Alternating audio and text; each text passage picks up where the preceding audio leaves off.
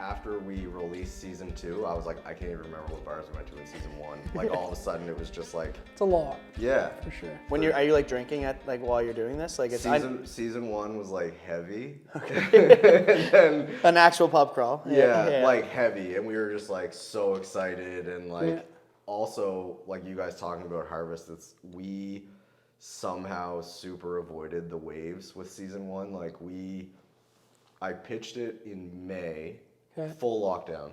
Yeah. Didn't even enter my mind that like the bars might not be open by the time that we do this.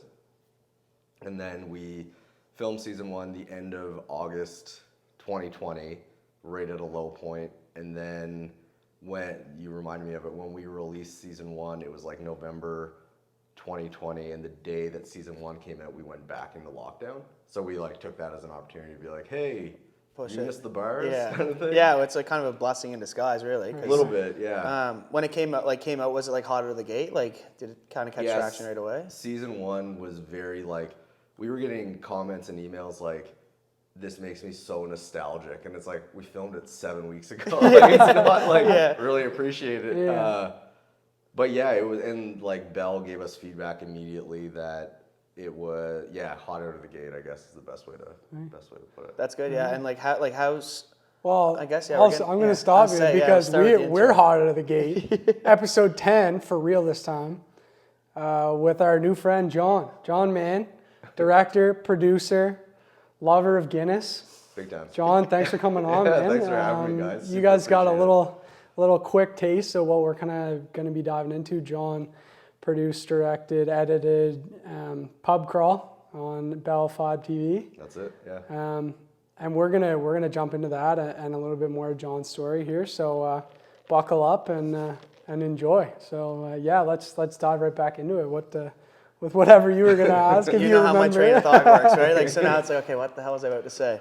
But yeah, no, I guess it's just like we just talked, like you dove right. It came hot out of the gate on Bell, and then obviously Bell pushes it for you too. What's that process like for getting onto Bell? Like, yeah, so at the start of the pandemic, I got an email from the New Brunswick Film Co-op that just said that Bell was taking like open pitches basically, and from a previous project that I had done with Rob, our host, Rob Ramsey, I had some connections at Bell and had met some people that worked there and pitched them like 3 or 4 ideas, and they specifically like 2 of them, but they really liked Pub Crawl, and it was actually like a pretty quick, like, got an email back probably 2 days later that was like, hey, we like these 2, let's talk more about Pub Crawl, can we have a phone call?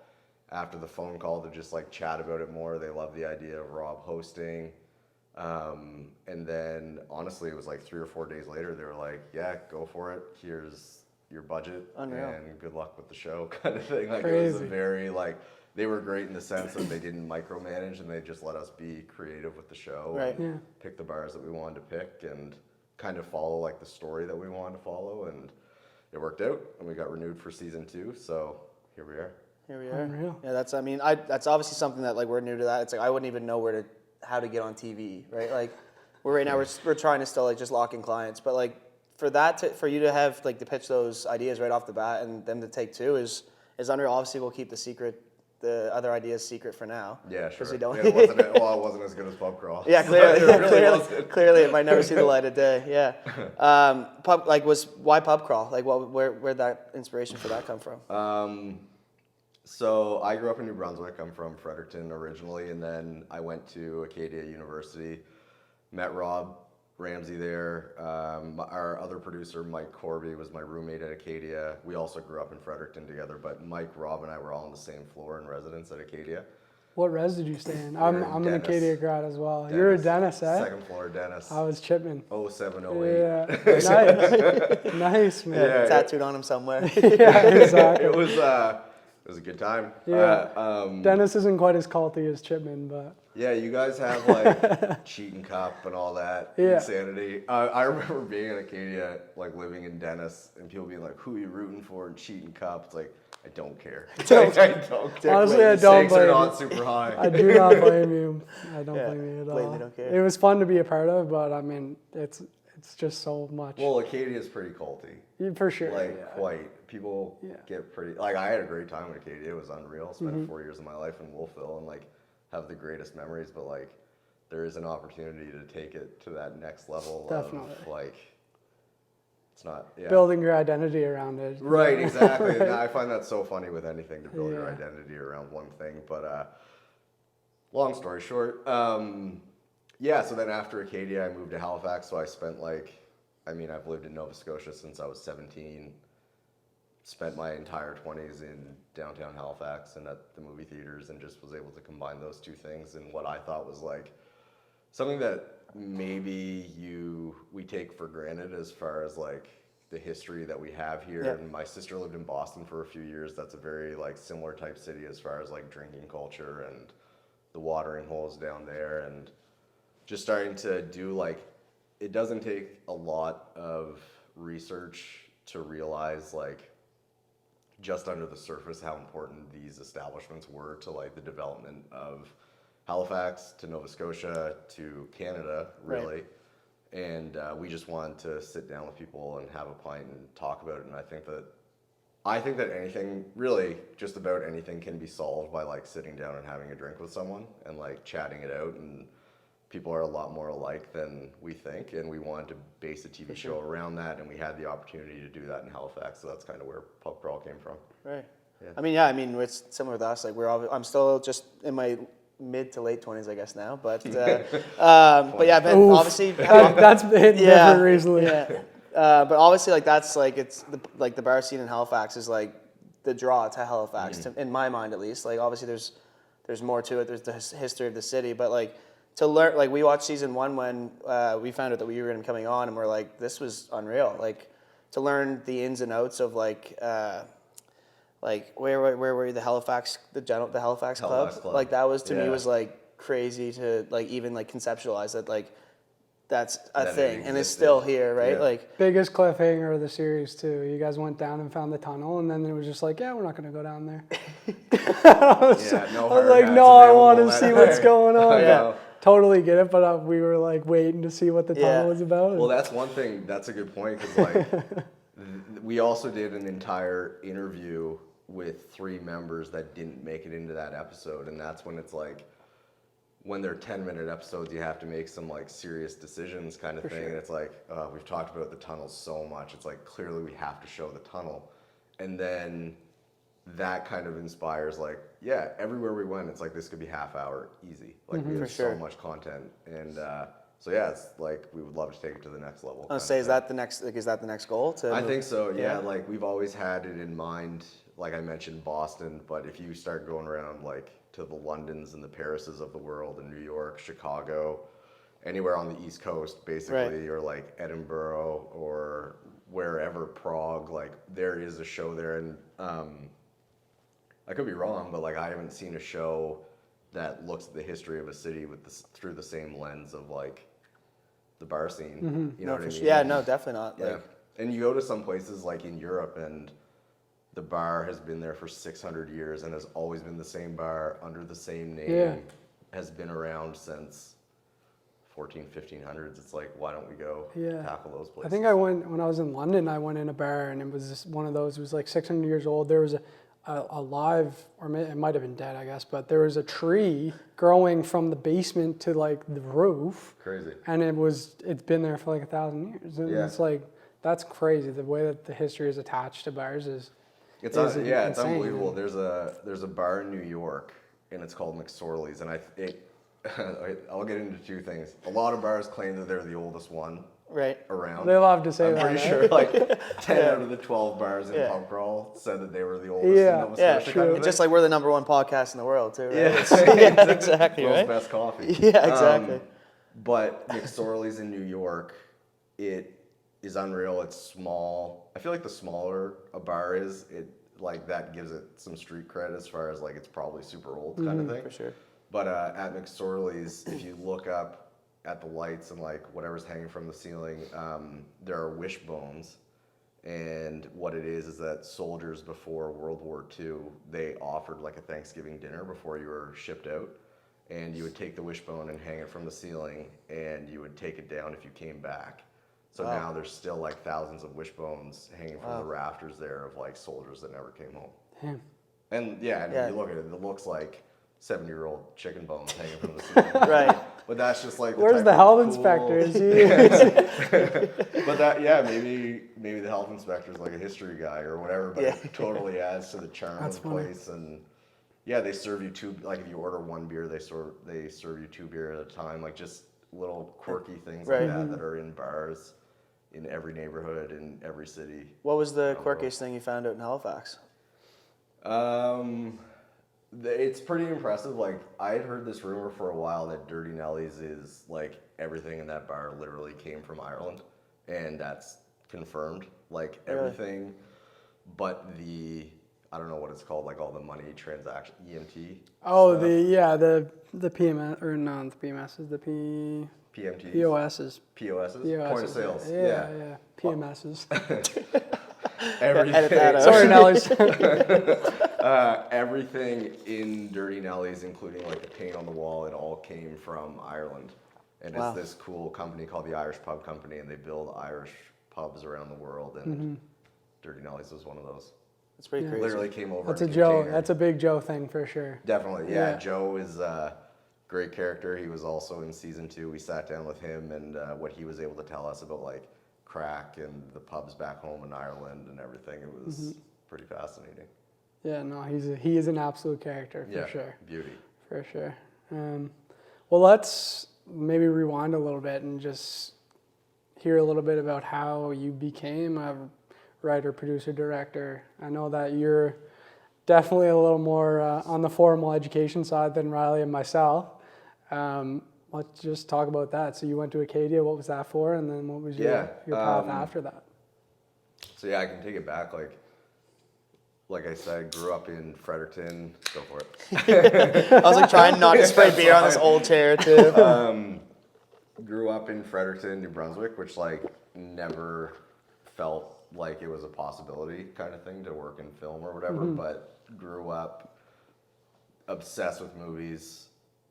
My mom got me on books early, I guess is the best way to put it. My mom reads 100 books a year, and she always told me that for the rest of my life, she would always buy me. If I said I wanted a book, she'd buy it for me. Like very supportive of the arts in that sense, and like was exposed to great writers at an early age. And I have 2 older sisters who showed me movies at a young age that I probably shouldn't have seen. Like,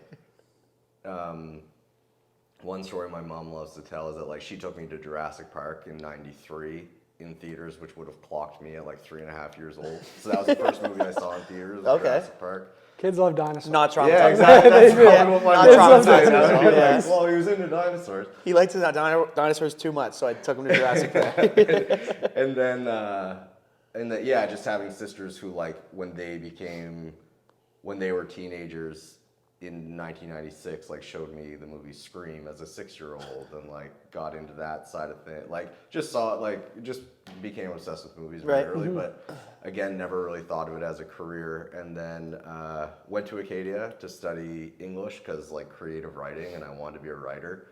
And only lasted in that program, I think, until like Christmas of first year. Just like wasn't my.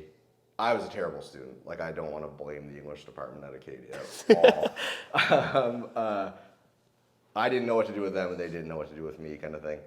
And then switched over to political science and graduated in poli-sci. And then by like 3rd and 4th year, I was just starting to get like I need to do something with movies. Like I just felt creative, like the classic, like I have something to say, but there's no way to say it kind of thing. And then I think like 2 weeks before grad, I told my mom that I wanted to drop out, like something insane. And she was like, she's like, you already paid all the money. What are you doing? No, you are absolutely not doing that. I just bought all your university books. Yeah, 4 years worth. And she was like, well, what do you want to do? In like a loving, tough love kind of way. Right. And I was like, well, I really like movies. And she was like, yeah, so do I. Like, really just like, that's put what they're for, John. And was really like, then do something about it, sort of thing. So then I started to apply to schools like 2nd semester of 4th year to try and do my master's in screenwriting. So I submitted a short story that I wrote and got into some great schools, and then ended up going to the New York Film Academy graduated Acadia 2011, New York Film Academy 2013. Wow. So that was screenwriting. Nice. And then, like I said, knew Rob Ramsey from Acadia, and when I finished my thesis screenwriting film, I sent it to Rob because he was someone I knew in the industry. Mm-hmm. And then he was on Blue Mountain State at the time, and I think he was in LA. They filmed in Montreal, but then he would go to LA and audition for things in the summers, or vice versa. And he was like, I like it. I'm kind of thinking about getting into writing and producing, not moving away from acting, but just taking on a different role. Diversifying his portfolio, I guess. Yeah, for sure. And so then we started writing and producing together, and that was 2012, 2013, and now we've done a bunch of shorts together, and we won the National Screen Institute in Canada does something called the Totally Television Program, and we submitted a pilot for a TV series that we wrote called Wolfville, and won that back in 2018, which was unbelievable, and I owe a lot to the National Screen Institute as far as the beginning of my career kind of thing, and then landed Pub Crawl, and they loved Rob as the host, and yeah, that's that. Here we are. Yeah, he's a good fit for that show for sure. What was Wolfville about? What was the? Well, I haven't pitched it in about 4 years. The but plot. Wolfville was it was kind of in the vein of Fargo a little bit, where there's a massive crime in a small town and everybody's kind of in over their heads a little bit, and it's centered on two locals, two best friends who grew up together. And one of them becomes the chief of police, and one of them becomes the local drug dealer. But Wolfville is a pretty small town. It's no one's harming anyone. So yeah, that was the pilot, and it was it was pretty sick. It was what it was a lobster boat washes up in the bay with the lowest tides kind of thing, and it's full of cocaine. And it's who was bringing the shipment in, and became a whole thing. Oh, okay. So yeah. That was Wolfville. Narcos Wolfville. Yeah, exactly. And then just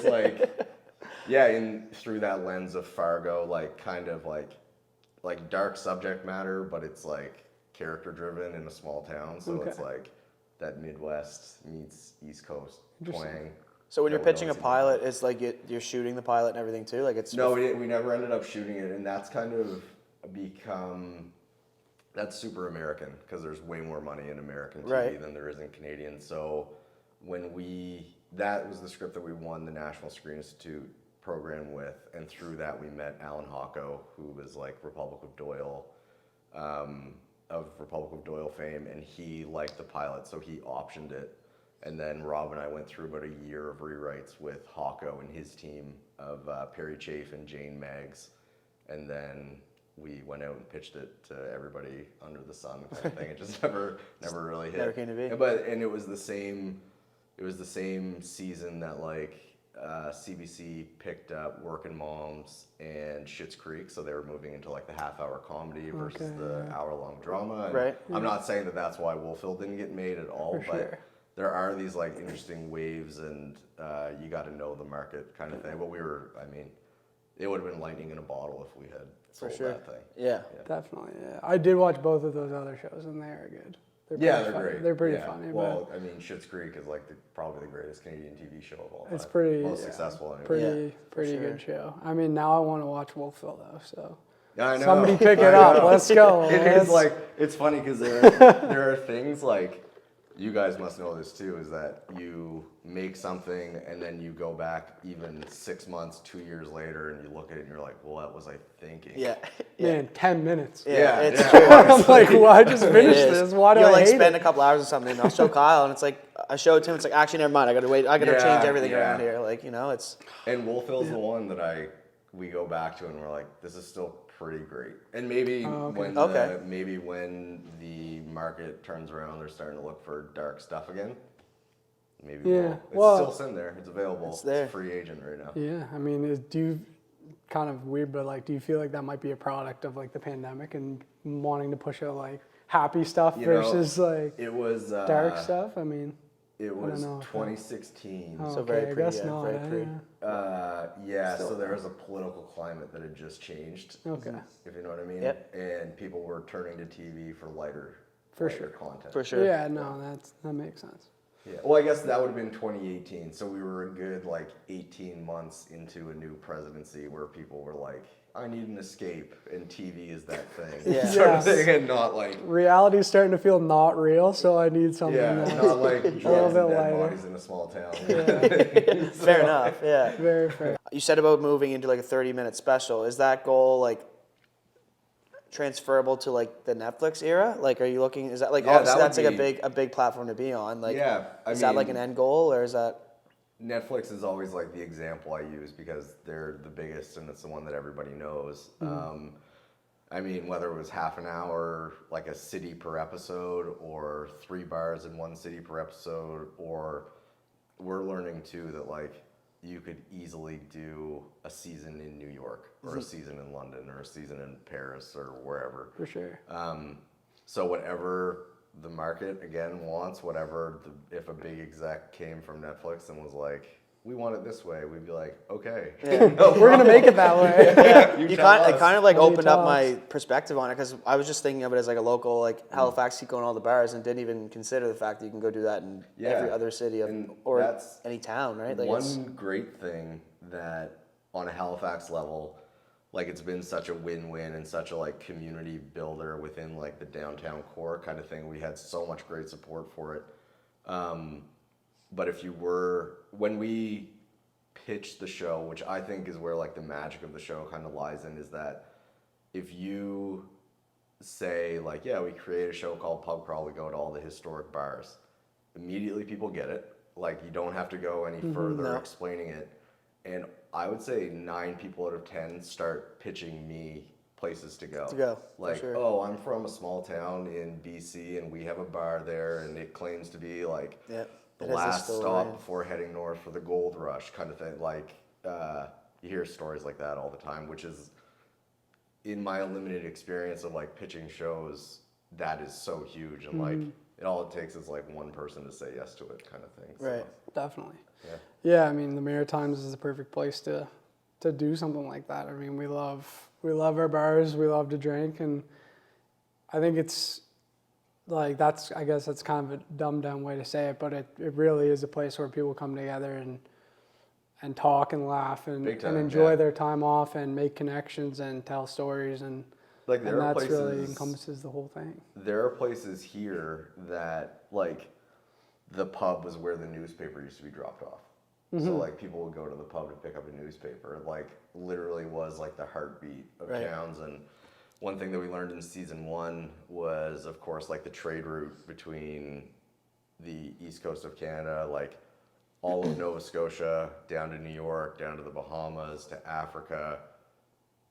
That's why rum became so big here, was because of the sugarcane in the Caribbean was coming up through here. It's stuff stuff you you don't even consider, can't even think about. And it's what we're trying to break through is that oh yeah, good time East Coast Canada, which is so true, obviously. Yeah. That's what we were raised on, our generation. Sure. But when you go back, it's Prohibition. there's a and, full there's a full 300-year history as to why we are the way we are and why Halifax is the way it is, for better or for worse. There's a lot of problems when it comes to alcohol enjoyment and alcohol culture or whatever, but when you just scrape under the surface, it's oh, there is there's a reason why we are the way we are. Right. You, Jen first reached out to us to have you on. We kind of threw some ideas back and forth, and she put out the idea that because you guys came here during season 2, it might be cool to check out the Citadel. And so that's where we are right now. We're in one of the buildings here at the Citadel, in the middle of Halifax, Citadel Hill. The ammunition section, I guess, is where it used to be stored, right? I think it's North Magazine. North Magazine. That's where they used to keep all the guns. All the ammunition. And the ammunition, I guess, powder. too. Yeah, powder. All that good stuff. So, yeah, I mean... Big war guy. If you couldn't tell already, it's a pretty historic looking spot, but... Cue drone footage of... No. But, yeah, so if you want to just talk about that, when you guys came here in season 2, that'd be awesome. Yeah, so like I guess getting back to just like how it built this, how rum and alcohol in general like built Halifax, what we learned was just the role between alcohol and the military and how kind of important that was to like keep soldiers in line. It was a reward. Someone described it as a pacifier, like it was just like it was they got a ration every day of rum. And so what we discovered coming to Citadel was now Compass Distilleries ages some of their whiskey and rum here, and they now give tours about that that relationship between the military and alcohol. And that, again, another thing that you just like would never consider when you start talking about the history of it. But like humans are pretty simple, and I don't think that we've actually changed all that much. So it's like when you start to hear that, guys living and working in Citadel 300 years ago, it's like part of their ration, daily ration was rum. Makes a lot of sense. It does, yeah. Yeah, for I mean, sure. It's definitely, it can be a little bit dark too, right? But it does make perfect sense when you think about it in the sense that like these people were like, it's war times, and if you're a soldier on the front lines, like that's not an easy place to be. And for better or for worse, like you said earlier, alcohol can sort of be that pacifier, be that sort of way to help get them through. And I mean, it's just part of the history. Considering what they're going through here too, right? It's just crazy. Like, absolutely. I mean, like we said, it's like neither of us have been inside of Citadel Hill before. So like coming in here and seeing how big it is and like honestly, crazy. Like it's crazy. And like the fact that there's tunnels around to get to different spots, like it's like mind-boggling to think like what the operation would have looked like here, right? Like, and I think it probably helped a lot with like retention of like keeping people in the military. That at Citadel you got free rum at the end of every day, kind of thing. Exactly. Yeah, it's pretty enticing. Yeah, just stuff that makes way too much sense, and something we learned in season 1, like the Halifax Ale House, which is right at the bottom of the hill here. That used to be a Salvation Army to like dry out soldiers who took their rations a little too seriously, kind of thing. And it's just ironic that now that that's a bar. Well, yeah, and it's not only the bar, but it's like the last bar that's open at the end of the night. So I feel like that's still not dead, I don't think. I think like if you're drunk, you're still going, finding your way up to the ale house. Yeah, definitely not a Salvation Army anymore, but no, not even close. So season 2's in the books. Any plans for season 3 or? Right now we're just trying to push season 2, and for sure. It was a few months. I mean, season 2 dropped just over 2 weeks ago, and we'll see how the numbers go the next few months. After season 1, it was about almost 8 months later when we heard that we were renewed. So we have big plans for it. Like I said, like to take it on the road would be massive. And I know 2 camera guys that would probably travel with you to New York and Paris too. So. We got the gear. So sorry, continue on. Well, I mean that would actually be kind of cool to get into just for my own nerdy side of things. Is like what kind of like for a production like that, like what kind of gear are you guys hauling around? What cameras are you using? Like I don't know if you're like a bit of a nerd for that stuff. I'm big into the tech side. Head, so. And like I'll get made fun of. Our DP, director of photography, Jack Leahy, is a guy that I've worked with on a ton of stuff. And season 2 we shot on an A7S III. We had 2 of those rocking the whole time. As far as lenses go, I can give you like it was a 35 and a that's where we're similar. That like Kyle's the media buff, like knows all the ins and outs. So it's like Kyle would be like, we should probably get this lens. Yep, get that lens. Honestly, it's like after season 1 on every project, it's like Jack, this is what I'm thinking, and then he tells me like this is what we'll need, blah blah blah blah blah blah. And season 2, it was like, okay, if we want to make this like 10 to 15% better than season 1 without reinventing the wheel kind of thing, what do we need? And he sent me a checklist and a budget kind of thing, and that was that. Yeah, I mean, so it's important to find like people you trust to work with. Yeah, I big guess, time. is the best thing. And, like, for sure. Good department heads, and it's like, Did you do a project with Jack? Was he?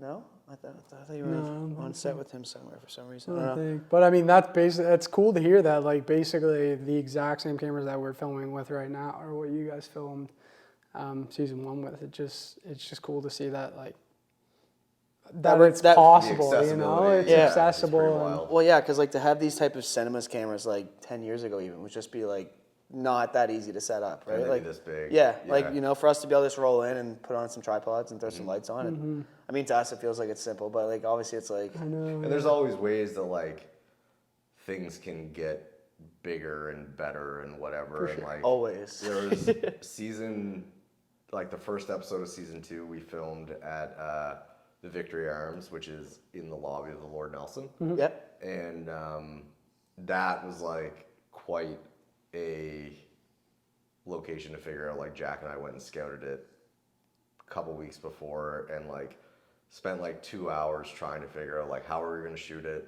how we were going to light it.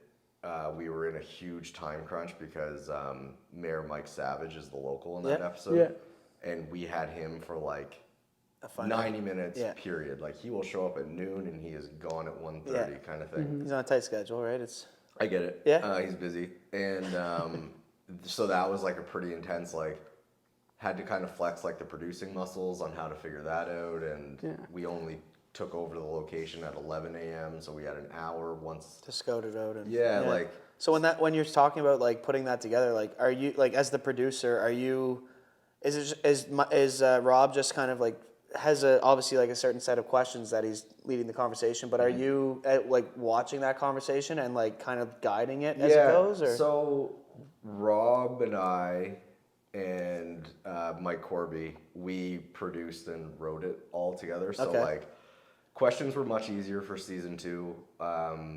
In season 1, you just get better at stuff. Like we realized that like we don't need like these are the things that we need them to speak on. Instead of 20 questions, we have 8. Right. Plus like conversation. Because you know what you're gonna get out of it. Yeah, right? and it's when the mayor tells you he has 90 minutes, it's like, okay, let's not drift off anywhere that we can't really drift off to. So then on the day when we're filming it, I have a monitor or 2 monitors and I'm writing down notes and it's just like something will come up or something that we've missed or whatever, and I just kind of like shout it out across the room to Rob. And sometimes you discover things about people that you want to hear a little bit more about, and it's just like Rob is on camera thinking about questions like he has a tough enough job already, so I'm just down jotting notes, and then it's probably like 10 to 15 minutes more on the top of every interview for things that like we didn't plan for. Right. One example of that is the finale of season 1 at the lower deck. We interviewed Brad, who's the manager of the lower deck, and he started talking about how his family used to live on George's Island. And we were like, and then that's not, you can't Google that Brad's grandfather used to, or it was either his grandfather or his dad, used to row in from George's Island to Keith Brewery and then deliver beer for the day and then row back out to George's Island, which is like the most Halifax story I've ever heard in my entire life. And it was because it must have been his grandfather was the lighthouse keeper on George's Island. Crazy. So his dad grew up The only on person George's to Island. grow up on George's Makes Island. perfect Yeah, and sense. if you look out there, there's like a little white. The White House, yeah. That was where That's Brad's- crazy. So it was like, tell us about the lower deck, like tell us about blah blah blah. What is this building? And then you get that nugget. And then you're like, okay, we're staying here for another 20 minutes, and you have to tell us about. Yeah. Definitely. Yeah, no, it's cool to hear a little bit about the behind the scenes trying to figure it out. For what it's worth, I think that I noticed the Arms episode, the shots that were in that were a lot like noticeably different than some of the other locations. Like there was like a long shot and a couple different angles that I thought were really awesome. So you guys, whatever you did in that 90 minutes, you pulled it off. Yeah. So I thought it was really cool and. That'll be on Jack's reel. Yeah, exactly. Way to go, Jack. I gotta meet this guy. Maybe we should have him on. Yeah. Yeah. Well, It'll just be me and I him feel like talking he about works a cameras. lot of local projects, right? Like Yeah, so Jack, we recently, I was going to say we lost him, but I don't want anybody to get confused on anything. Jack recently moved to Toronto. Oh, okay. The big city. Yeah, yeah, the big smoke. And, which is cool, because like that was a career move by Jack, which he was so ready for. Are we swearing? Yeah, oh yeah. Yeah, Jack's so fucking talented. And like, I made a short called Missy with Rob a few years ago, and it went to a few film festivals here and abroad and whatever, and then sold to CBC. And then Jack just like emailed me after with like a ton of compliments, and he was early in his career, and then we met up for a beer to like chat about stuff. And that was in 2016, 2017. And ever since then, I've hired Jack every single time for any project that I'm working on, but he works with a lot of people. Yeah, is he with 365? Is he? He's not with 365, but he has done work for I was gonna say, which before. those guys, they do. They're with everybody, Is it right? Josh? Yeah, like I don't know. This can be cut. I don't know Josh Saunders at all. No, and I've never shot with him or worked with him. I've talking like you talk on DMs and stuff, right? I know that Jack and Josh are buddies and have worked together on some stuff. Yeah. And, yeah. No, that makes sense. I'm gonna crack this one. Oh yeah, That's cool. yeah. No, Absolutely, go ahead. man. Have at her. So is this the one that they keep here? Do you think? The whiskey You is know? whiskey and the rum. What was your first hint? Grain for and that? grain. Yeah. What's the hint? Well, maybe the No, I Next, can't. It's I can't see it. It's shaped like Citadel. You can can't also see it. look on the back. It says Halifax Citadel on the back. Oh yeah. Okay. Okay, Yeah. yeah. All right. Cool. Yeah. Yeah, that's Should have brought Alex. some glasses. Good to. Alex from taste test Compass about. is the head distiller, and talking to him, man, he is a wealth of knowledge about like there's like a drinking culture out here, but then when you talk to the people that are like in the thick of it, yeah. and like that's their careers, and it's like I just find it so interesting to talk to any expert on anything, and like I like whiskey, I like rum, and speaking with him and him talking about like why they store their kegs here was just like a whole. It's intriguing, right? Yeah. It's something you wouldn't really. It's mind blowing. Yeah, you don't put that extra thought in when you're trying to decide which bottle Yeah, it's to an grab at art, the liquor man. store, It's right? like it's an art and it's a science, which is so crazy to me. Yeah. Like, I mean, so is exactly what you do every day, man. oh, It is. I though. don't know if there's like a science to it. Wow. There certainly is, and like I was gonna say, it's like even just sitting talking with you. Like right now, we do a lot of run gun work. Like most of the planned out stuff that we shoot is probably with the Thunderbirds. I'd say, like kind of keeping that storyline going, and I keep saying to Kyle, it's like I want to get more into the storytelling, and like so, and it clearly there's like a more niche market there where it's like you can find that one show that just like or that one idea that can just go to the moon, and like it's even just sitting talking with you, it's like damn, it's like we got to start doing more storytelling stuff. Like we're just the two of us, we don't have like a creative strategist or like a creative director, and that's something that we've kind of tried to do more of the past like 6-7 months, is just like have someone who's more of an expert in the storytelling, like the leading the viewer, right? Like, and that was something that like we can definitely talk more about that. yeah, no, for sure, no, it's It was something.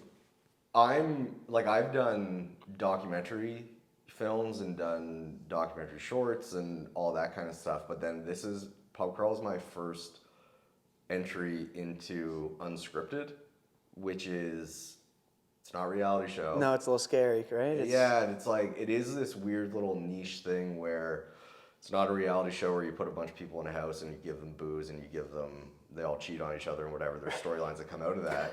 It's like an unscripted show where even what I said earlier about how a lot of bars claim to be the oldest ones, it's like how do we stay like factually accurate and let the bar story, owner or manager tell us why they are the best bar in Nova Scotia, but then also like blurring that line with, well, it is a show about talking to people in pubs and like people bullshit at pubs or whatever. Yeah. So like that was kind of like an interesting foray into that. But also with like a screenwriting background, I always want to stay true to story and act 1, 2, and 3 kind of thing. And how do you build a season out? And so with season 1, it was really easy because it's like Rob was out here and he was discovering these holes in the wall. Well, some of them were holes in the wall and whatever. And then it's like, well, how do we organically bring you out for season 2? It's like without breaking that fourth wall of like, well, we got renewed, so we're doing it again. Kind of thing, without saying that. So then it's like, how do you develop Rob's character as the host and trying to keep him organic too, right? The through line with season 2 was like, okay, he came out a few days early because he got invited out to Keith's birthday, which is all true. And it's like, well, episode 1 should be the Lord Nelson because we'll say you're staying there and it's the lobby bar and that will like get you going on your way. Yep. And the pilot, it's like he was meeting with his buddy Shane, who's a famous bartender here, and he sent him on his way. It's like you got to keep that motivation up, whether it's unscripted or not. Crazy. Because story is, it's the most important thing. It absolutely is. We've been fortunate that like we work with Tyson Geik with the Thunderbirds, and he's worked in sports broadcasting for the past like 8 years. So he's been able to like really like guide us that it's like we're going from this run and gun of like we have to film the whole game to like, okay, like they're losing, we have to shoot like the fans being upset, or like you have to really kind of tie into that like that storyline. And that's been like something that's like a transition for us, I find. Like for me especially too, like because my style of content that kind of got me going was just like quick cut, like to the beat hits, like Instagram style music video, right? Yeah, stuff, like that style of stuff. Dome. And the Dome. Well, literally, my first paid gig was like at the Dome, where it's just like that same story. Where it's like I went in there and just recorded everything, and I'm like sitting the next day being like, "This is why this is so cringy. Like, why did like I don't need all this footage, like." But like as you develop, you kind of are like, okay, I come here, I need to get my establishing shot. Like, you know, you start to kind of figure out that screenwriting, storyboarding process, and like. I guess like transitioning there, it's like, what's it like actually knowing what you're doing? Because we like, I mean, like Kyle and I like admittedly and like kind of like push that we're self-taught in our field. Yeah. And it's a big realization when it's like, okay, I know what frame rate to shoot on, but now I need to know like what decibels to shoot at or how the lighting should be hitting. Like starting to realize I don't know any of that stuff, Right. to be completely fair. Right. Like, There you go. I don't know what I'm doing. I have no idea, man. Like, still trying to figure it out. And that's all I need you to say because it's reassuring. And It's it is just like I've just been a big believer in like try and get better every single day, whether you're at home editing or you're writing a season 2 of an unscripted show. It's like there's always something that you can be doing, and it's like my wife will chirp me when she sees this because I'm a huge workaholic. Like, and I discovered that not too long ago when it's like I can't enjoy anything if I'm not working. Like, and I am the opposite of that like hustle culture, rise and grind. Like I am not like that at all. But then it becomes hard too because the things that I enjoy the most in life is like going to see a movie and having a beer after with a friend who you just saw the movie with and talking about it. So even when it's like you're trying to get better at your craft or whatever it is, it's like there's things you can be doing. I crush video essays on YouTube. Like it's just, I see a movie that I want to watch, or I see a movie that I liked, I want to find someone else talk about it like in a very like academic kind of way, I guess. And that has kind of turned into when I write something, the way that I try and go about writing something is like, if someone was writing an essay on season 2 of Pub Crawl, what would I want them to say? Okay. Like if they were reviewing it. And that's like from scratch before anything's done. It's just like, and that will motivate me to be like, okay, here are the themes that I hope they get out of it. We just came out of COVID. We don't want to beat that over the heads of people. Like we know. Everybody's aware. Yeah. Everybody knows, fair. So and like season 1 had a big theme of, like it's not about the places, it's the people. Like they're the ones who will always carry on like the legacy of these places. And then season 2, the theme coming out of COVID and now everybody's vaccinated and whatever, not everybody, but it became very much a like you don't know, like we could go into another shutdown. Yeah. And so we were able to translate that into like the whole carpe diem type thing. Like we have today to go enjoy ourselves and to have drinks with people, and coming back to, that's what I personally think like can solve a lot of problems is beer summits kind of thing. Yeah, like, for sure. So yeah, I just try and attack it that way. Like it's not like a review, but it's like if someone was writing an essay on this particular project, what would you want them to discover? And a lot of that is subtext and not just like, and again, it's something we tried to do with Pub Crawl was, oh yeah, they made a show called Pub Crawl in Halifax. It's like, well, let's make it a little bit more than that kind of thing. And if that's the hook that draws you in and then you learn something, then I think that we did our job. Yeah, 100%. I think you guys nailed it on the head. Like I said, like I have like, from what it's worth, like I have full confidence that you'll definitely be moving this, like it's going to keep moving forward. Like watching it, and like I mean, it's obviously like I'm a bit biased that it's like when we're watching these episodes, it's like I know that person, Sure, I know that person. Like it makes you like intrigued and want to keep watching. But I think like you're really building that platform to show that it's more than just a bar and that it is the people that do it and the story that goes behind it. And like I think like every city has a story to tell, and Halifax definitely has a lot of history. So I think you chose like the right. You not only chose, but we're like blessed to be in this area to kind of like. Yeah. Showcase it. It would be a disservice to the owners of these places if we were just like drinking out of pitchers on a Saturday afternoon kind of thing, which was like it was funny, like the relationship with the bars. Behind the scenes, that's the BTS. I know which bar was that too. We were warned it only sticks out. We were warned at all the bars, like don't make us look trashy or don't make us, which was fine. And pretty fair. Yeah. Well, you're like, I'm not coming in here to do that, right? Yeah. Like, Right, exactly. And so we filmed at the Split Crow during Power Hour. Wow. On a Saturday afternoon, and like bonkers. That didn't make the cut.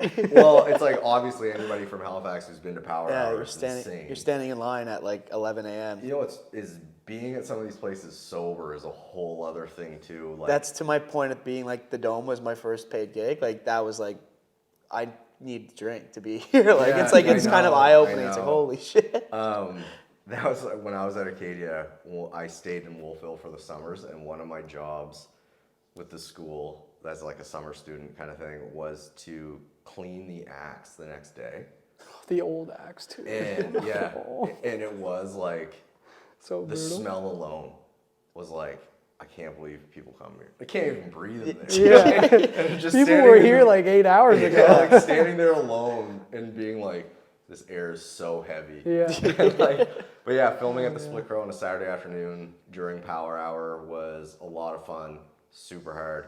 Couldn't believe how loud it was. I was like, can you guys like turn it? Like, I feel like an old man. Yeah. Like, it's so loud in here. It's bizarre, right? Like, and that's like when people come to Halifax, they're like, what's the good bar to go to? And it's like, well, what kind of experience you're looking for, totally. right? Like, and it's like, I feel like Halifax definitely has so many different places that you can go. Like, It's incredible. and like Split Crow is just one of the, that's like, to me is like such an authentic, like Nova Scotian drunk Saturday. Like, it's just like, you're with all your buddies, like screaming all the songs that everybody knows. Like, it's like, definitely something. I haven't been there in like 2 or 3 years, and now I'm like, I'm going there this Saturday. Ready to go. It's really funny, like filming in some bars. It's like, I can't wait to get back here again when I'm not working. Yeah. And then there are other bars. Typically, it's like day 4 or 5. You're like, I'm never going to a bar ever again in my entire life. But yeah, you learn like, just like speaking with managers and owners, as I was saying, like you don't want to do them a disservice because like, it's their livelihood, but not only that, it's like a huge part of them and like the communities that they come from, whether it's Joe McGinnis at Dirty Nellies, who's originally from Dublin. Like you can, talking to Joe, you can like see it in his eyes how much it means to him and how much it means to where he's from. The Press Gang is another one, like that place. If they had terrible food, which they don't, it's like the best food in the city. Yep. I would still want to go and support that place because the people running the scenes behind that are salt of the earth, good people.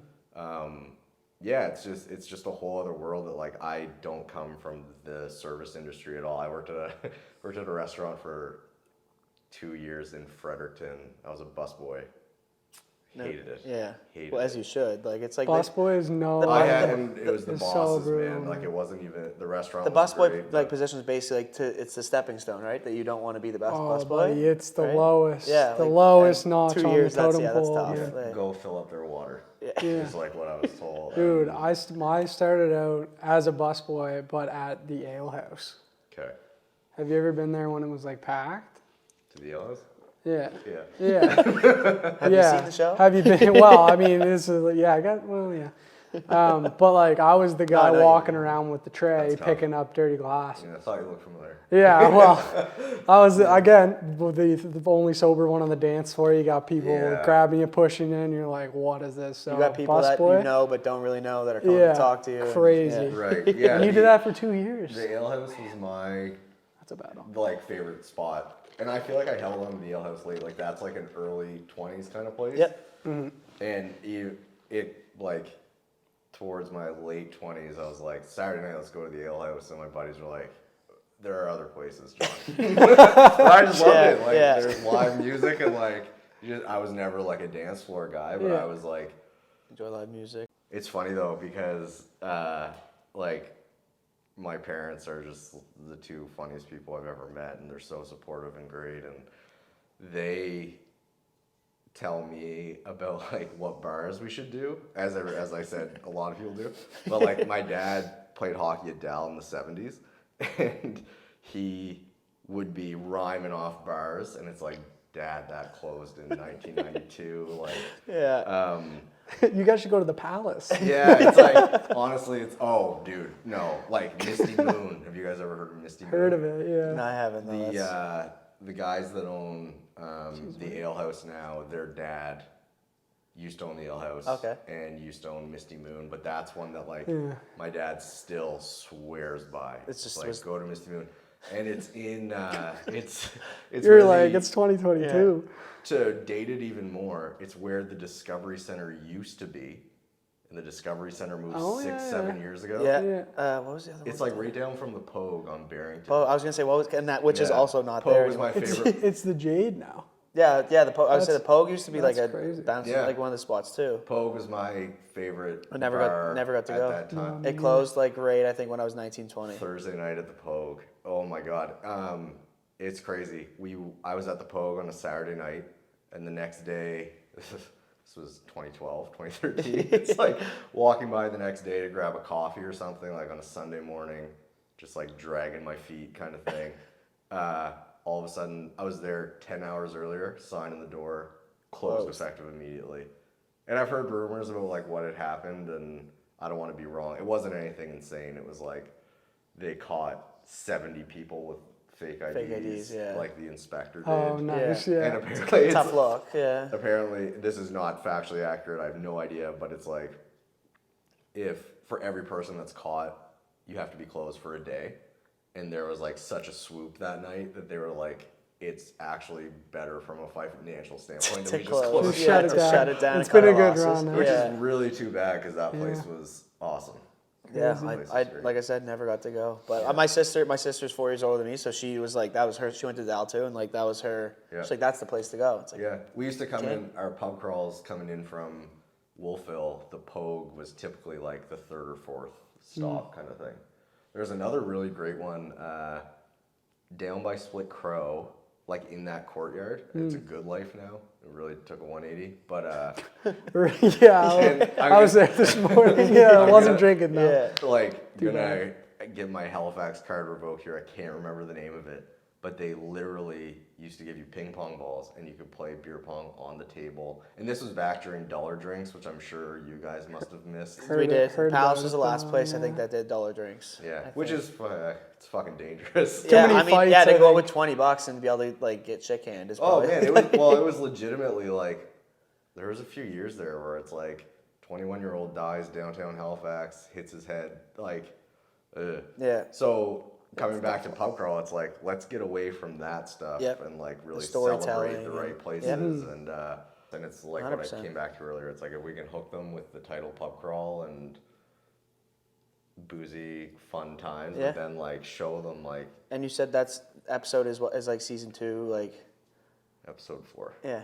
So it's like, it's something that's a bit deeper, right? Like, so it's like, as you're going along watching all this, it's like, it's kind of captivating to be like, oh, like this is more than just Rob going bar to bar and drinking, right? Like he's really diving into it. Which is like putting our money where our mouth is. Like I said earlier, it's like we want to be more than that as a show. For sure. And again, who would we be if we didn't get real about it? Yeah. Get real about it. Well, they're real conversations, real history, and you know, people might be a little uncomfortable, and you know, everyone's gonna deal with how they feel about that in their own way. But that's good. I think I was gonna say it is a good thing. Like you said, it's like the people that are offended are the ones that kind of need to hear that. Like, and it's tough now with like the cancel culture and like speaking up, but it's like, you want to show that you're open-minded, but you also don't want to seem like you're, I don't know how to pushing an agenda or whatever. Yeah, you know, like you want to show that it's like it's of value to you, and that you don't necessarily align with someone else's view, but you're still going to showcase that process of like how we got to be where we are now, right? And cancel culture is, it's just like consequences. Like a lot of the time, it's just true. like, Yeah, what that's were you thinking? Right, and like definitely like the other side of that, it's like you should just cancel culture. It's like right now, it's like if you do something wrong on the internet, it gets called out right away, and like I feel like it's a good thing in the sense that you're able to quickly be like responsible and understand where you went wrong. But on the other side, it's like then it's like it doesn't need to be canceled. Yeah, like there's a learning curve that there is like there's a fine line between, and that's why I said like it's consequences more than anything. And I don't think like canceled is such a funny like trigger word now, but it's like I came back to, it's like a lot of things can be, you need conversations. Yep. Like you can't just say like I'm never speaking to that person again, No. or they're canceled or whatever. There's a really funny example on Twitter a couple months ago where a guy with 300 followers, you guys probably saw this, tweeted like he was chirping a guy who brought a book to a bar. And he was like, what a loser who brings a book to a bar, like what a play to get girls or something. And the internet went insane and went after him, and we're just like, man, some people want to be in public but want to have a drink and read their book. Yeah. Like, I don't think it's weird. No, I'm like, it's not something I would probably do, but I would also go to a bar and go on my laptop. You know what I mean? Like, it's like, thing. it's and you're also not going to tweet about it either. no, that was another thing. And you know what was funny? This guy got like dragged, and then he wrote a response to it, and it was very much, I was like, oh, this is great internet stuff, because he was like, I've spent the last few days reading your tweets. I honestly don't even know, like I'm not a mean person. I don't know why I called this person a loser. I must have been in a bad mood. You guys have opened my eyes to saying like, who am I to chirp someone for reading kind of thing. Yeah, and like, for sure. It's like, it was a good example of like, not just like, a lot of people delete their Twitter after something like that kind of thing. And this guy just like stuck around and started replying to people who were tweeting at him. And for the most part, people weren't attacking him. They were just like, man, some people like to go to a bar for different reasons than you do kind of thing. And that was like a good open dialogue, and everybody moved on after. And because it went viral, like more people saw it who weren't involved in the conversation. And someone important, probably. Yeah. Oh, okay. Like, he's a guy from down home that bought a business and wants to figure out how to advertise it. Yeah, okay.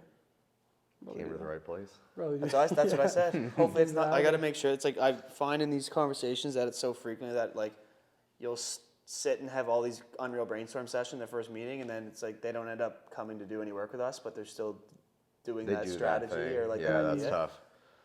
Yeah, it is tough. Yeah. That was like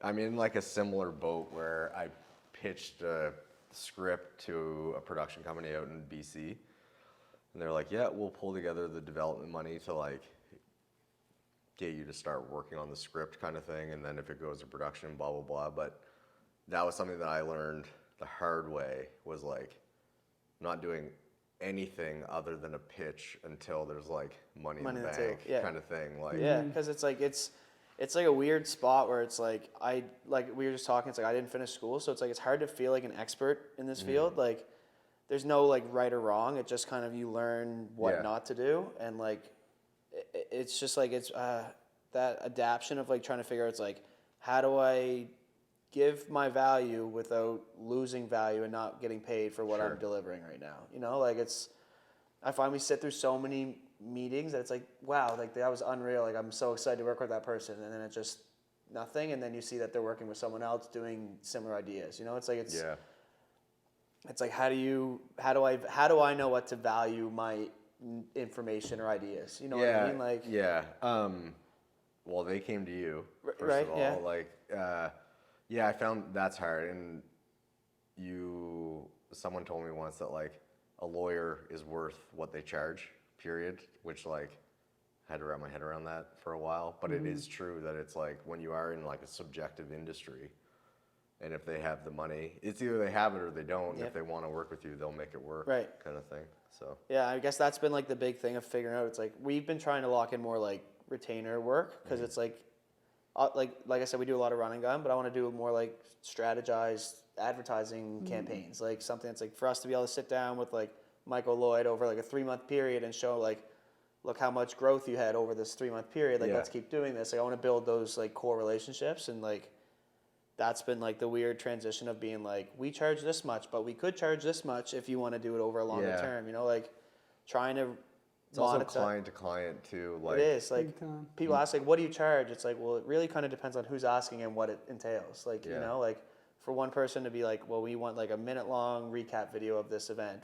It's like, okay, well, there's actually only like 15 people at that event, so it's going to be like a lot of work to make this look like it's a thing. Whereas like, say you're getting like reached out to by the Nova Center, and they're like, we need you to come like showcase this event, and we need you here for 3 hours, and we need all these different reactions. Like, it's a totally different like bucket of worms. But it's crazy. Well, that's an interesting thing to talk about actually, because like obviously we're all in the same general industry, but where we're on the commercial side and you're more in the film, like how do you make a living in film? You know, and no disrespect at all. Yeah, like no. I'm just curious, because like you said, we didn't know how to get on Bell, but like that's obviously an avenue that exists. So like how does that work for you? Like what, you know? To be fair, like I incorporated in 2012, and it wasn't until 2016 that it was like a full-time thing. I think like meeting the right people, not meeting the right people, meeting a lot of people, casting out a wide net. I think that like putting out feelers, and it takes a while because like I would feel like, oh, I had a great meeting like every 2 to 3 months, even like long periods of time between great meetings kind of thing. But then you check in a year later with that person, and all of a sudden they have a new project, and they say, like, oh, I was actually thinking about you the other day. That's so weird. Like those kind of opportunities will start to happen. And then it just becomes more frequent that you have, like, say in a year you had 5 intro meetings, and then the year 2, it's like those people are now have projects that they want to meet once a week, so that's 5 weeks, and you're still having intro meetings with other people. So then over 6 years, it just becomes like there's constantly something kind of happening. And I've been super fortunate that like I got into it right when I was at the age where people were starting to make their own businesses and they needed stuff done or whatever, or late 20s people that I went to elementary school just got a massive promotion, and now they're cutting the checks, and they knew that I was doing film stuff and they wanted to have us in to do it for them kind of thing. Like I don't think there's any like recipe or magic bullet for it all, but I don't know anybody that's been at it more than a few years who aren't like making a go of it kind of thing. And it is persistence, and like I met new people, know people who said like, I'll give it till I'm 30, and then didn't, I don't know, like they put a cap on it a little bit. Well then you can correct me if I'm wrong, but so do you guys do commercial stuff, or is it all just sort of like for? We do like client work, I guess is the best way to put it. Like we have some clients that are under NDA kind of thing, and they need internal video type thing. The pandemic changed a lot of things where people used to travel to do presentations, can't travel anymore, so then they had to have video work done. So like stuff like that. So stuff that you wouldn't be like pushing out for people to even know that you do, but you're just kind of like like there are like clients that I've worked with for 3 years, and no one outside of their office has seen the work that we've done, kind of thing. All internal stuff.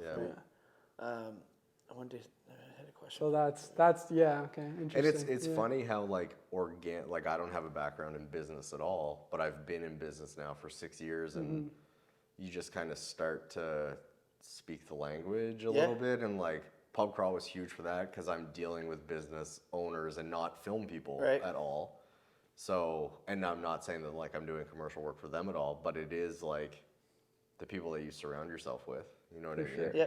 And when you speak to like successful business people, I think it all rubs comes like off. kind of to dumb down what you said. It all really comes down to who you know, and like you don't really get to know many people without being persistent and meeting new people and stepping outside your comfort zone, right? Like be personable. like I had an ad targeted at me obviously on Instagram last night. It was like book more meetings, like let me help you book like 180 meetings for you this year. Like it's you don't think of it, but it's like every meeting is an opportunity potentially, and like you said, like down the road it could be like, oh, like Johnny from Fredericton was like, oh, I just thought about John, and like, you know, could bring you on for a project, right? Like, and I find it super interesting too that like very rarely do you come across like someone who is like a snake. You know what I mean? Yeah. Like, and usually you can sniff them out.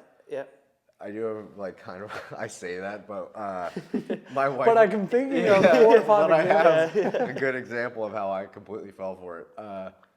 This isn't like a business thing, but my wife and I lived in France from November to February of this past, like we got home 8 weeks ago. And I brought over like I edited Pub Crawl from there. Mm-hmm. So I brought everything except for a computer monitor, which I bought over there. And the plan was like, at the end of it, I'd put it on Marketplace and sell it and whatever. If I could come out even, that'd be great. And so I bought like a $250 monitor, did work, and 2 weeks before we were supposed to come home, I put it on Marketplace. It was like basically new, blah, blah, blah, all in super broken French. And I was like, I don't know, maybe I'm putting this up for too much. Like every Marketplace, like I put it up for too much, no one's gonna give me that, whatever. Yeah. But I just wanted to get rid of this thing. I got like 6 or 7 messages like within 15 minutes that were like, hey, is this available? Yes, blah, blah, blah, oui. Where are you located? Like all in French, where are you located? Really like detailed questions. And I would say like, I apologize up front. My French isn't that great. I came here for work. I'm just trying to get rid of it. And then some people were like, oh, never mind, or never heard back from. And then 2 or 3 people were like, okay, yeah, looks like you're kind of in a rural area. Like we were in Paris for a while, and then we went outside the city for like the last 4 weeks. And it's like, it looks like you're outside the city. Do you know how UPS works in France? And I was like, no, how does it work? And they were like, basically, they'll come and pick it up from you, and they give you an envelope of the cash and blah, blah, blah. When will it be available? And I was like, February 1st or whatever. And I was like, that's weird. But then a couple hours later, I got a message from another person like, hey, I'm interested. Do you mind if UPS picks it up? Do you know how UPS works here? And it was enough people that I was like, this is legit. And so it all was fine. And then they were like, the only thing, you'll have to create an account on UPS, and you'll have to go, like, they're called tobacs. Like, they're like corner store bodegas where you buy your cigarettes and whatever, and lottery tickets. And they're like, you just have to go to a tobac and buy this card and send me the photo of the receipt, and I'll put you down, and then I'll give you the extra €100 that you pay for the insurance and blah, blah, blah. So then when they mentioned that like a tobac was involved, I was like, oh, this must be legit. So I went and bought it, paid €100 for a thing for insurance, sent the receipt. The next day, the guy was like, hey, kind of an issue. It didn't go through. Can you go buy another one? And I was like, sure. I went, bought another one, sent it to him. And then all of a sudden he was like, hey, this didn't work. Now I need €650. And I was like, no. Like, this is obviously, like, I'm not an idiot. And then I get an email from UPS, which was like, ups@gmail.com or something like that. And it was literally just photos of people being arrested, which were clearly like stock. Like, you can just tell when it's stock imagery. It would be like a cop car in front of the Eiffel Tower, like something like that. Yeah. And I was like, oh my God. And at this point, the guy had been like, hey, do you mind if we switch over to WhatsApp? Like, got off Facebook. And then I went back to Facebook, and he was just gone.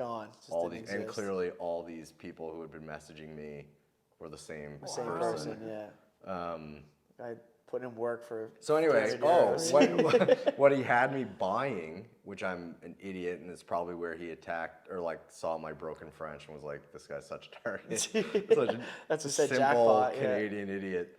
Was without me knowing, man, I was buying him prepaid visas and then sending him the number, and then he would go on online shop or visa.com whatever, and I paid off this guy's credit card. So and then it was like Your just parting gift to France. It's just- so mad at myself for being like, I'm so. You're kind of vulnerable too, though. Like, Yeah. it's like I don't speak very good French either, so I'd probably fall for the same thing. don't? Like, no. It's Yeah. like pas de français. So Yeah, it's that was just like, you live and you learn. But I was so mad at myself because usually I have such a guard up about that, Yeah. and like I don't trust strangers Yeah. until. really- Well, I mean, it's whatever. fair too. Like we say, I go back to the original point saying like it's easy to sniff out the snakes in the grass, but when you're having these meetings, it is. But when you're over the internet, it's like it's not as easy, right? Like For sure. if 6 guys messaging you, like obviously Yeah. you're gonna think it's legit. but- And he had profiles. It was like I was speaking with like an older woman talking about giving it to her son, and then this guy, and like it was clearly all the same. It's all for 200 euros. Scary to think how many That's people are crazy. falling for that on a daily. The guy's probably making bank. Yeah, and then I know. He's got his credit card paid off 8 times that day. Then I felt super bad. It's like how many people fall for the next one of 650? Like I was thinking about like my grandmother How kind deep of does it thing go? or Yeah, whatever. true. Yeah, brutal. Absolutely that's crazy. that's a crazy avenue to even venture into. Is just scammers on the internet. Like, Yeah. I mean, marketplace too. I feel like it's you think like we even said yesterday about Facebook. It's like we don't. I'm not really. I have a lot of friends on Facebook, like 2,200 or something like that. And I was like, we don't really promote on Facebook at all, but I was like, we should because it's like more organic on there. Like the people on there are real people, but like clearly it's just not. Yeah, and Necessarily. it is crazy that like promoting on Facebook, you can select like New Brunswick and Nova Scotia between the ages of 18 Yeah, and 30 like your who direct demographic. are fans of Dirty Nellies and who like whatever Moosehead breweries or Super whatever we targeted, want yeah. to do. But yeah, you're right. Like how many of those people is it actually Yeah. reaching or whatever? Yeah, no, that's like I find like at least like where I have like an organic. You have to add a friend on Facebook, right? Like you have to accept It's not that just a friendship. follow, Yeah, yeah. it's not just a follow or like a subscribe. Like it's like a truly like you gotta be friends. So you think it's like pretty trusting on there. But I guess Yeah. when you're in Paris Yeah. and you're speaking a foreign language, it's a little tough to. And like even that is gauge. like so foreign to me. And Jen came on with season 2, and she is like so good at that social world. And when I was running, Well, she got you on the Rising Tide podcast. That's right, So yeah. she deserves a pay raise. I think. when I was like running Popular Demand, like we don't have a ton of followers, but like when I was doing it, it's like I knew everybody who liked stuff. I knew everybody who commented. Like it was either like buddies from Acadia or like my mom's friend or whoever. And now that Jen's running it, we've like even saying doubled our following isn't much, but like now all of a sudden people are commenting stuff, and I'm like, who is that? And also, it blows my mind that like people care, like strangers care. Yeah, that was a big. with That's a stuff. big realization sure, too. Is yeah. like, No, especially where like we constantly post about what we're doing. Right? Like us specifically, it's like people always come up and be like, "Oh, like how is this? How is that?" It's like I don't use Instagram. Yeah, that it's way. wild, It's like, eh? yeah, it's like I tap through a lot, but like a lot of people tune in and like it's such like it's still such an early stage thing too. Like to figure out how to utilize that and like really leverage it. I guess like it's. That's like in our industry too. It's like you say with the followers. Like it's hard to gauge like what's legitimate and what's not because you can just easily purchase followers. But like if you're building off your building blocks of like those organic connections, those organic meetings that you are like transitioning into following. Like I've always made an effort that like when I meet someone, even if it's just after that first time I meet them, I usually go and I follow them on Instagram, and it's like it just gets that connection to like.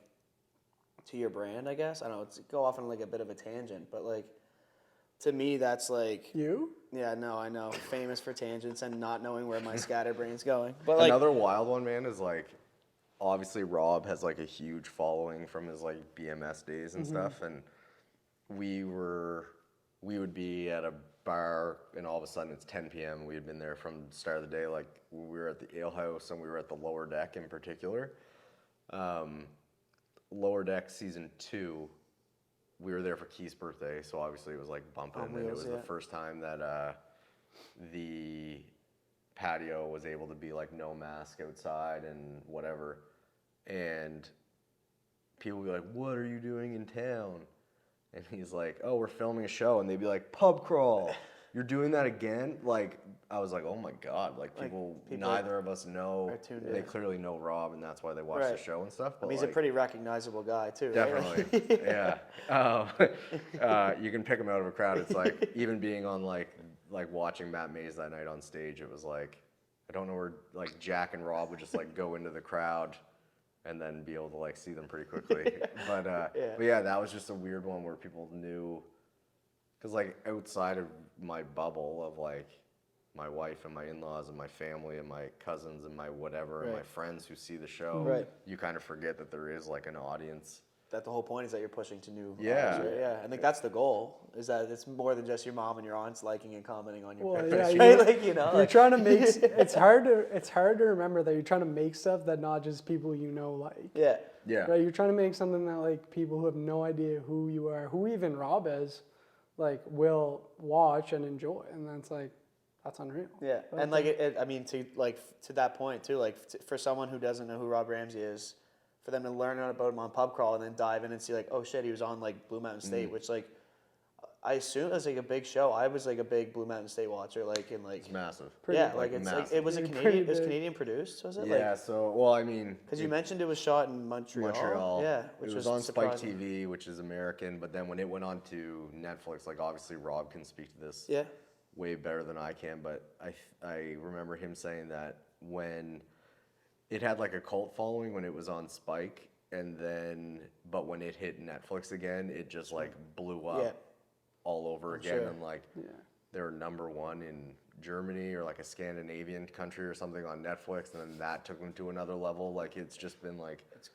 crazy thing for them. So funny that's well, that's one of those shows that you could probably be dubbed. I would think like it's it's so like visual that like you could dub it no problem, right? I would think. Like, a lot. I feel like a lot of European countries are pretty. They at least understand English, right? So that's fair. I have a question for you. So let's say, or maybe it already has. You don't have to say either way. But show gets renewed for season 3. In one case, they say we'll renew it, but it has to be somewhere in the Maritimes. And in case number 2, the best case scenario, they say we'll renew it and you can go anywhere in the world. Yeah. Where are you going? What's the next city? We love the idea of going to St. John's, Newfoundland. I thought you might as say far that. as like for sure. that on would George be, Street. You just have like 4 seasons there. Yeah, exactly. And I've never been. Bar. Yeah. I've never been. I've never been George either. Street. But you just know, right? It's so like just known. Yeah, and clearly it's like let's pitch that. Because you could. I feel like you could easily not easily, but you're getting Newfoundland on board with that, and like that demographic, they'd all just be like all for it. Like Newfoundland's known for just storytellers galore. I thought the dark horse might be Fredericton because you're from there, but St. John's makes more sense. Yeah, there's like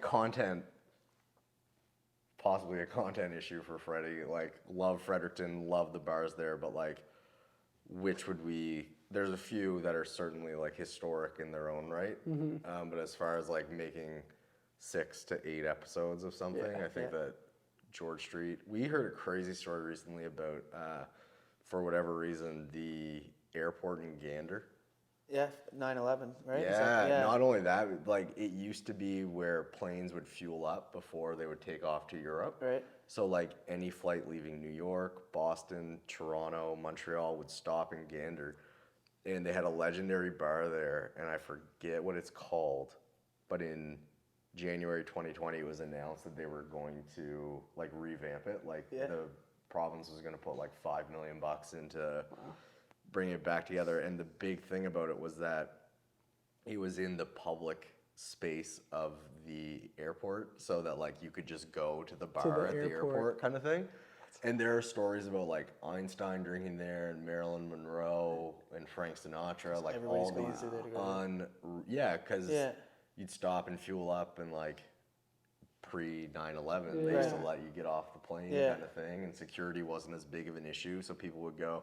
It was called Especially the if you're Big Dipper. famous. The Big Dipper Bar was Big what the Dipper. bar was called at the Gander Airport. Wow, man. And they announced that in January 2020. So I think that the pandemic obviously put that on hold. Right. But that's like a spot that we have like huge target on trying to get back there.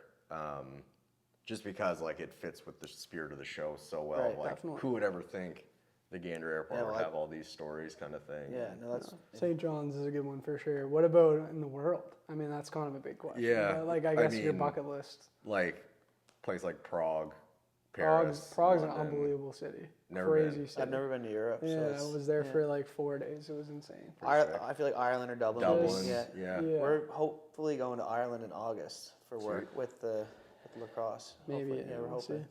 Yeah, I like, know we're going Prague to San is, Jose. is a but- really cool city for sure. speaking with like Joe McGinnis, like he has hooked me up with some of his colleagues who are like still over in Dublin, and like not just Dublin, but he would even suggest like go 20 miles in any direction kind of thing. Yeah. And I've been to Dublin before, but only in the like touristy Irish pub. Right. Right. Like not even like, I don't want to be wrong because it's not me saying this, but Joe was like, if you want to go to a real Irish pub, get out of Dublin kind of thing. Right. Well, I mean, it's probably like Americanized, right, to some It's degree. touristy, Right? Yeah. for right. sure. Like, Yeah.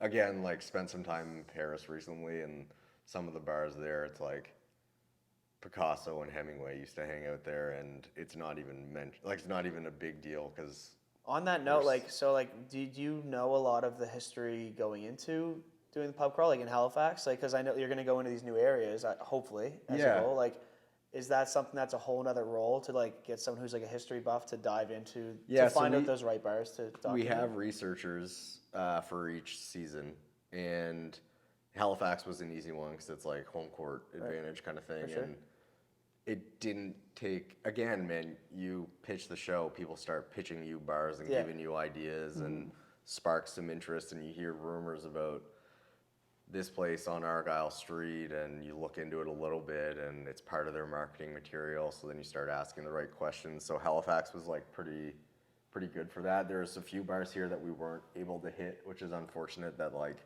would have been great too. We never got to the Henry House, which has a pretty wild history. Maxwell's Plum is another one. Kept hearing rumors that Maxwell's Plum is it's a former brothel, that it's the only building in Canada that used to be a brothel and is still a commercial building. So brothels used to be considered commercial, I guess, obviously. I know. Yeah, I know. Some money changing hands for sure. I think it's Yeah. still like I think it's still fairly like hasn't been redeveloped either. So like if you go upstairs there, It's like super weird. yeah, Yeah, like like it's even like- getting to the bathroom, it's like these were definitely little bedrooms.